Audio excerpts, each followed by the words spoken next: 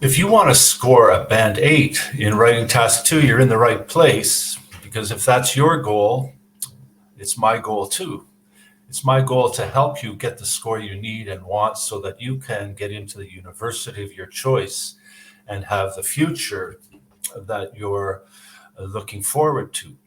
But there are certain criteria to meet to get a band 8, and that's what I want to share with you today. And I'm going to give you three keys for when it comes to grammatical range and accuracy. One of the things that is important to know is that when it comes to writing our essay, we want to make sure that we meet the criteria that the examiner is looking for. And the examiner does have some set criteria.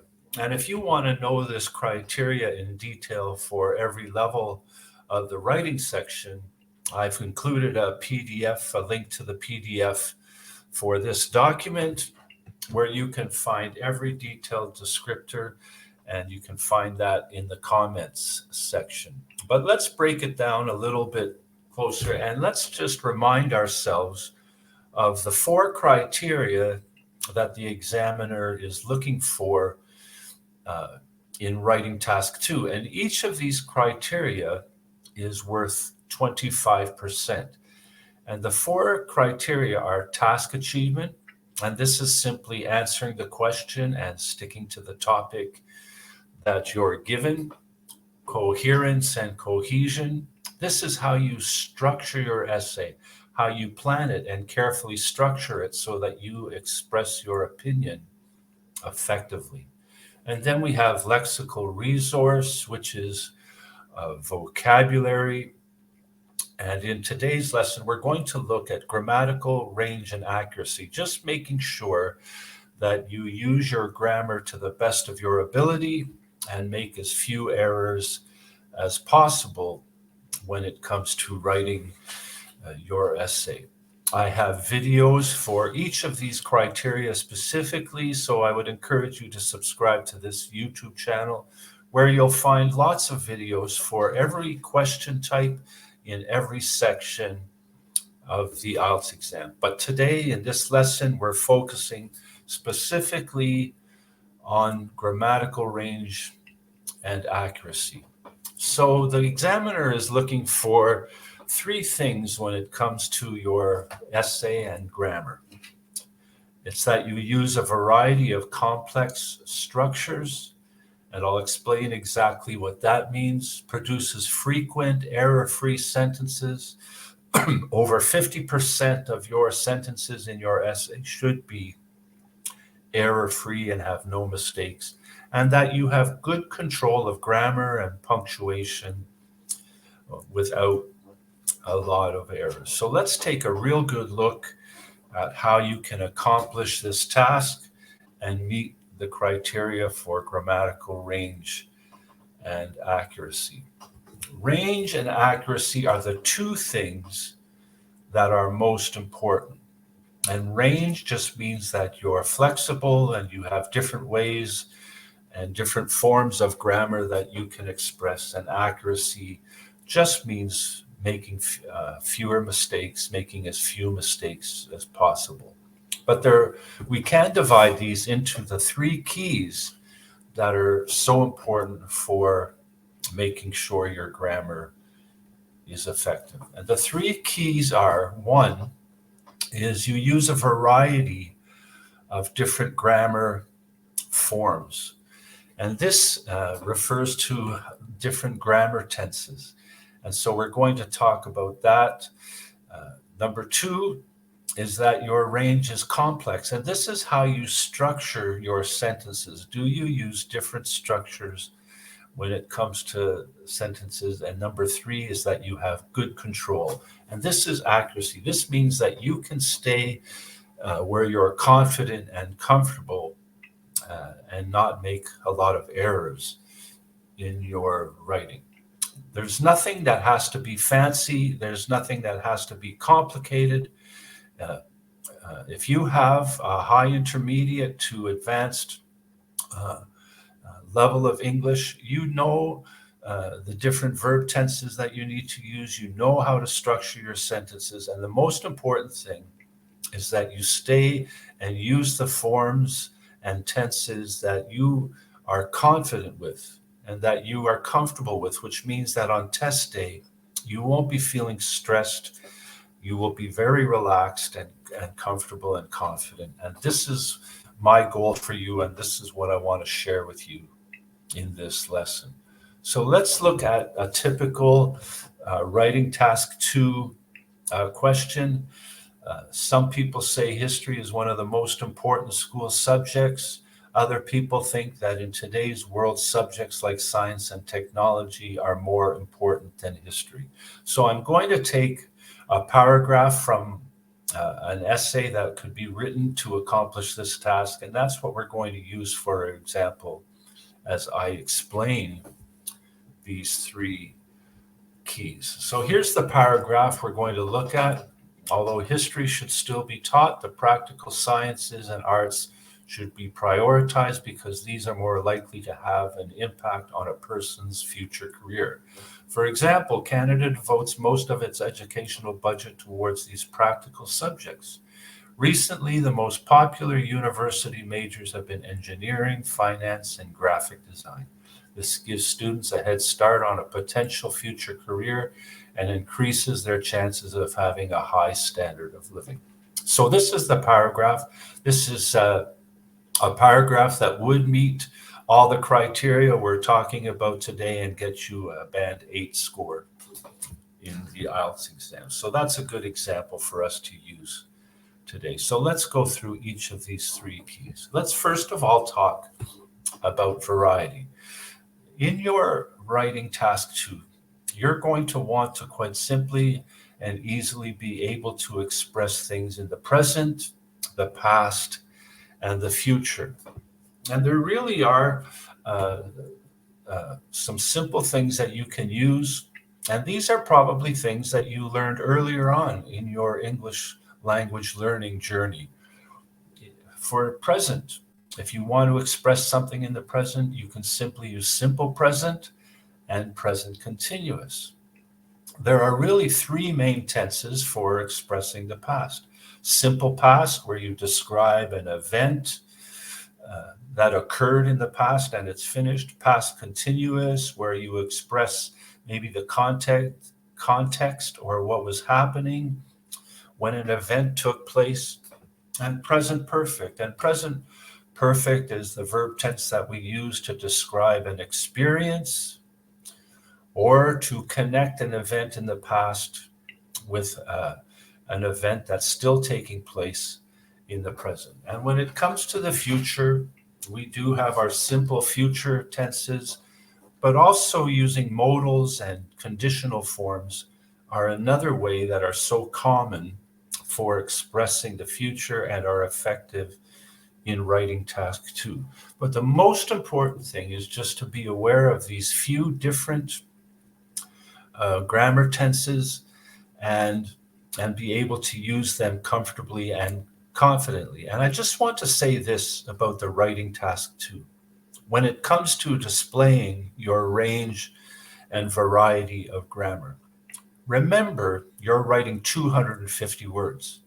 But when I say that, remember that you're only writing 250 words and only 5 paragraphs. And if you want more information about this, make sure you see my lesson on coherence and cohesion in this writing task 2 series. But you do not have to show 10 or 12 different forms of grammar tenses and different ways of 12 different forms of grammar. You are only writing 250 words and 5 paragraphs. So you don't want to overdo it. Simply stick with what you can use most effectively and confidently. And these 5 or 6 different verb tenses can be used quite effectively if they're perfected and you learn how to use them. And I'm just going to show you some examples from our paragraph about how I use these different verb tenses. So let's take a look at the paragraph for some examples. So about halfway through the paragraph, I said, for example, Canada devotes most of its educational budget towards these practical subjects. This is simple present. That's all it is. I'm just using simple present to express and begin my example. And this is a very effective way, and it's all it takes to get to meet the criteria for grammar in this paragraph. Another example is expressing something from the past. And in this case, I'm using present perfect. Recently, the most popular university majors have been engineering, finance, and graphic design. So I've expressed the present with simple present. I've made a connection to the past with present perfect. And it's not underlined, but in the first sentence, you can see how I've used a modal. And a modal is a way of expressing something that I think should happen in the future. Although history should still be taught, the practical arts, sciences, and arts should be prioritized. So in this one paragraph, I've shown a variety of grammar tenses and done it quite simply, and it will get me the score that I'm looking for when it comes to writing task 2. So let's go to the second key when it comes to grammar, and this is to do with range, but it has to do with complex sentence structures. Now, let's not confuse complex with long, and let's not confuse complex with complicated. And basically, there are 3 types of sentence that it would be a good idea to know how to use. And you don't need more than this.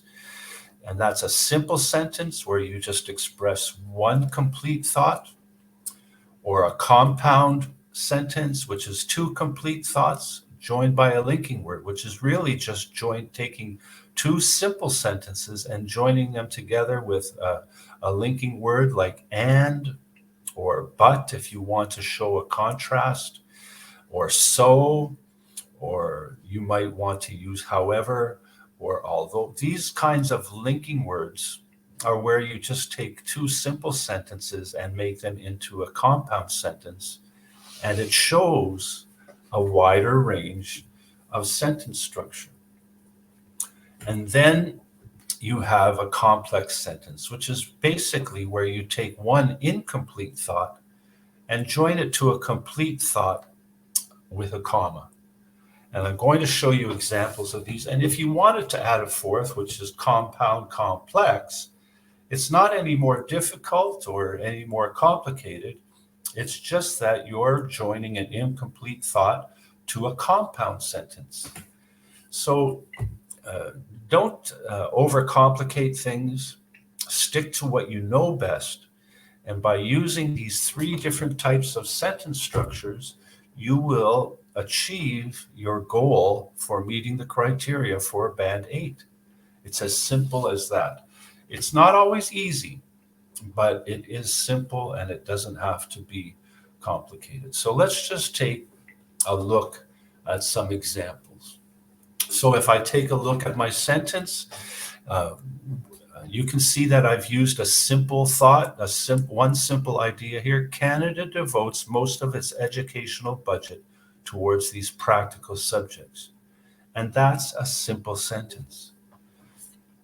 And by just putting, for example, with a comma in front, I've taken that simple sentence and made it into a complex sentence. So I'm showing a wider range of sentence structure. And if I look at the last sentence in this paragraph, this gives students a head start on a potential future career and increases their chances of having a higher standard of living.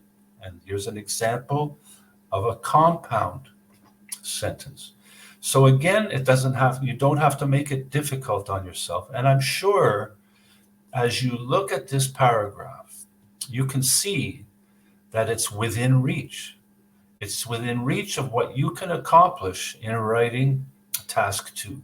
No fancy vocabulary, just a simple structure and a wide range of using the right sentence structures required to meet the IELTS criteria for a band 7 up to a band 8.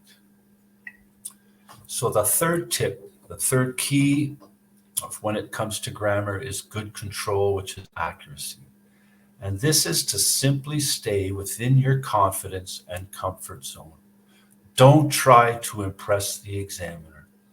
Don't try to memorize complex sentence structures or complicated sentence structures, because if you don't use them in the way that seems natural and in a way that you can use comfortably and confidently, the examiner will see right through it.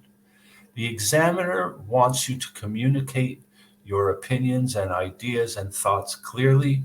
And if you have that high intermediate to advanced level of English, this should be no problem for you. So I want to encourage you to meet all the criteria and know the criteria that you need for writing task 2. I have 4 videos now that deal with each of the 4 criteria: task achievement, coherence and cohesion, lexical resource, and grammatical range and accuracy. Make sure that you check these out. Subscribe to my YouTube channel. You'll find even more videos and lessons about every part of the IELTS exam. And I want you to reach your goal, and that's my goal, is to help you get the score you need on the IELTS exam. So all the best as you prepare.